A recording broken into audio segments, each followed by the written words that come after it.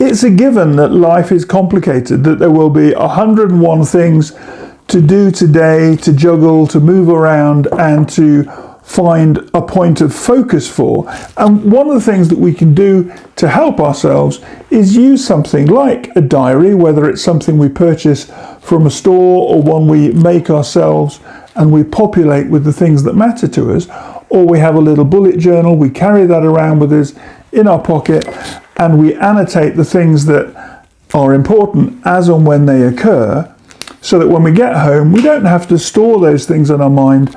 We turn to our journal, we flick through our journal, and the items that we thought about whilst out shopping or whilst having coffee with friends or in the middle of a meeting, we've got them written down, we know what they are, and we can go back to that. Until I found a system that was easy for me to use, to repeat month after month after month, I struggled terribly with being disorganized, having a chaotic life, and not achieving the things that were important to me. But once I managed to find a system that worked, things became a lot simpler, and also life became a lot more enjoyable, as well as being more productive. The simplest thing I've found to organize my diary is to run it based on the different roles that I have. Let's use an example now, which is based upon my current planning for the next 3 month period of the year, and I'll just show you how that system works. And once you know what your goals are, you can take a few pages in your notebook or your journal, and for each of your roles, start to add the details of what's important. So, for example, under my family role, which is me as a husband and a dad, I can see that in February I've noted that on the 11th we're going to be with friends for the NFL finals in Guadalajara. I'm not a big football fan. I don't think I've ever watched more than 3 or 4 NFL games, but it's family. There'll be a big celebration, a barbecue, lots of people will be there, and it'll just be a nice long weekend, with the big day being on the Sunday. In April, we've got a family wedding. My sister-in-law and my new brother-in-law are getting married, so we're going to go up to Colima, to Manzanillo for the wedding for 4 days. In May and or June, I'm going to head out to Spain with my youngest son to finish our walk on the Camino de Santiago. We've walked so far from France over the Pyrenees to the beautiful city of León. But this year, we're going to finish the walk, which is 3 weeks, from León out to the coast at Finisterre, or the old Spanish word, the old Latin word, in fact, for the end of the world. If I look at the next role here with my YouTube activity, one is Nick Sturgeon Books and the other is Viral Mexico. They're both my activities. The Viral Mexico site is much bigger than Nick Sturgeon Books, but this one is my biggest passion project, Nick Sturgeon Books, because it's important to me. But I've written down here, and it's important to think about this when you're looking at your roles for the year. What did I enjoy most about the channel? How did this speak to my values? And what is it that people have reacted to or responded to with comments and likes and general interaction? Looking at that this year will give me another sense of what people want, why they like it, and how I can provide more content in that vein. What have I said here? I have said that we can add more content that will lead to income from walking tours and accommodation bookings. In Mexico City, in our house, we have some Airbnb rooms, and we love having guests in the house. Sometimes they're writers, but most often they're just digital workers or tourists coming from Europe or the States wanting maybe 2 weeks in Mexico City before they go somewhere like Oaxaca or Yucatan for more of a leisure holiday. But in Mexico City, I can spend time with them and we can visit some museums, some of the amazing architecture and buildings here, and some of the artwork. One of my most important roles is that of a writer or an author. And so here on this page, I've got half a dozen notes about things that I'm considering for the year. But putting these all down on paper in the course of the beginning of the year in January just allows me to clarify some ideas, and I'll go back to these, I know I will, over the next month. Let's look at the first bullet point here. I want the Meaningful Work manuscript, now that it's had its art reviews, to get a second cover design, and I'm going to work out a launch date to be fairly imminent once I'm happy with the cover.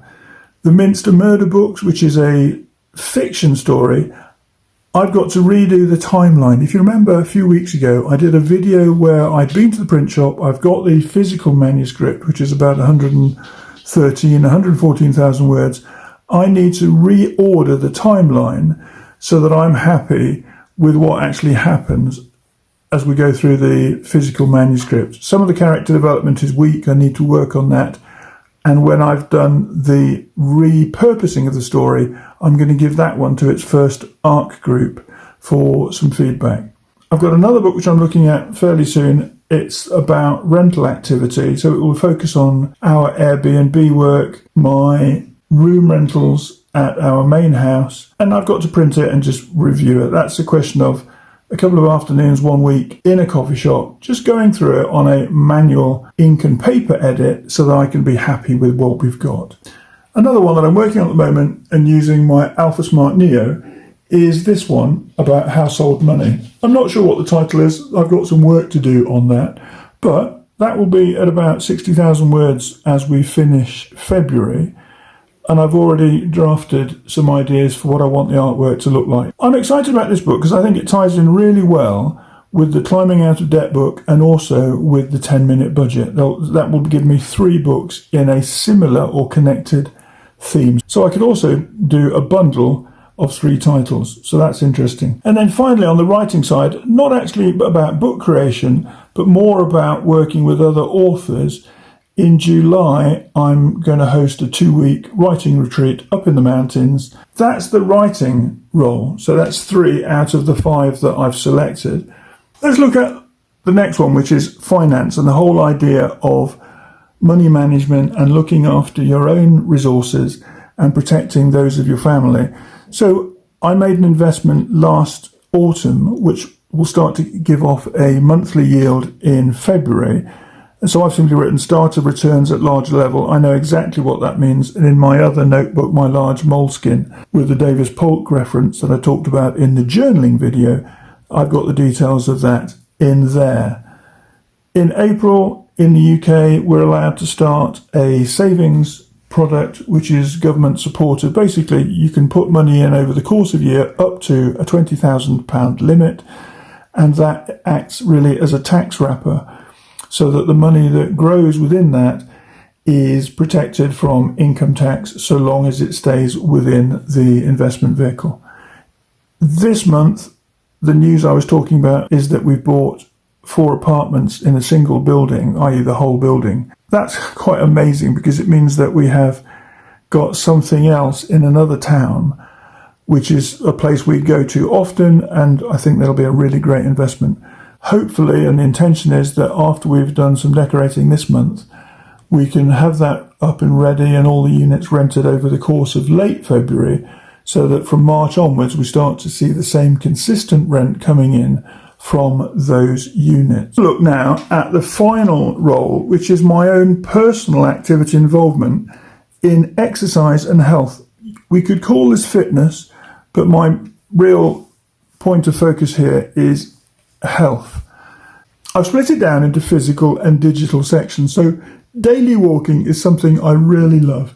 It takes no effort at all to get up, get dressed, leave the house, and within 5 minutes I'm in a local park where I can walk 2 or 3 kilometres. In fact, let's put that down as a minimum goal of 2 kilometres every morning. And sometimes I go back in the afternoon as well, just to have that additional sense of well-being before we close the day. Sleep.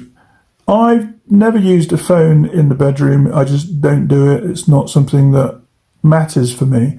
So sometimes I'll have a notebook and a pen, but only when I think I'm going to be recording ideas, or I've been working on something during the day and I think it's likely that I'm going to wake up in the middle of the night or the following day and think, right, I want to add something to this. I'm a big coffee drinker, as you can see from various videos. But nowadays, I've made the decision since December to only drink coffee in the morning, and in the afternoon, it's tea and water. For me, that cut-off time is 4 p.m. And again, I didn't write it down on this particular sheet for the role of maintaining health. Looking at the digital side of well-being, I'm really mindful about stress, and these days I very rarely take on any work at all that would lead me to stress other than having a deadline and getting the work ready within a certain timescale. I don't spend a lot of time online. I'm not a big phone user.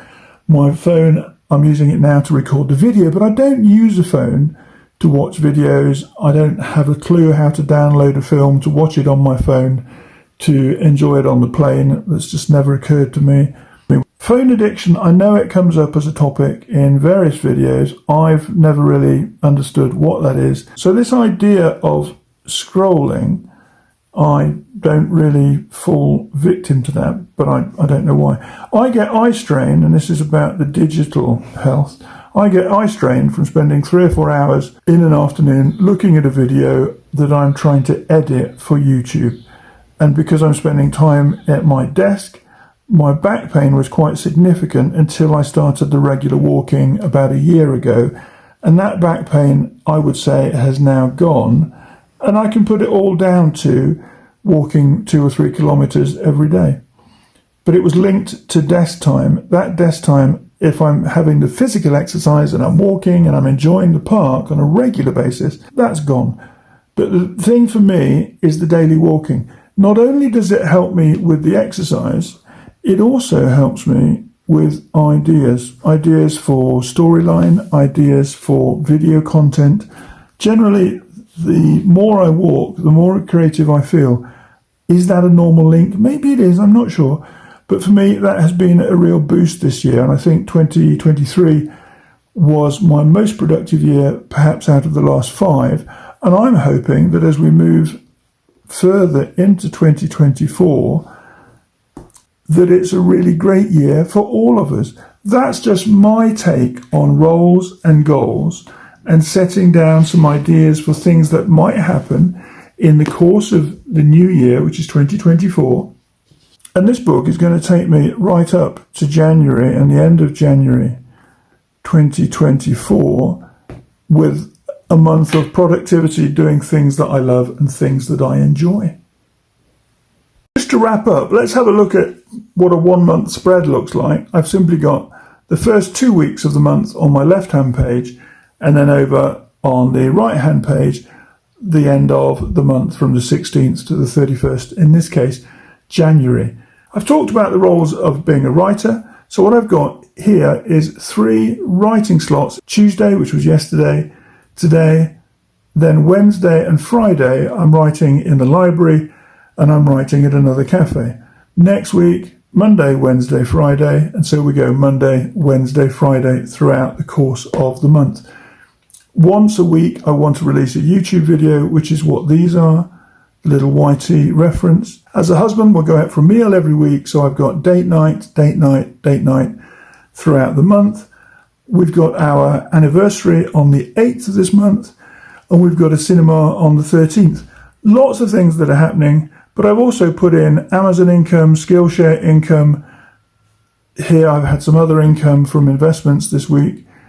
We purchased the 4 flats on Tuesday, and that's just what a spread looks like for me, and it's really straightforward. I hope you've enjoyed it wherever you are in the world. You know the score. Happy writing and happy planning.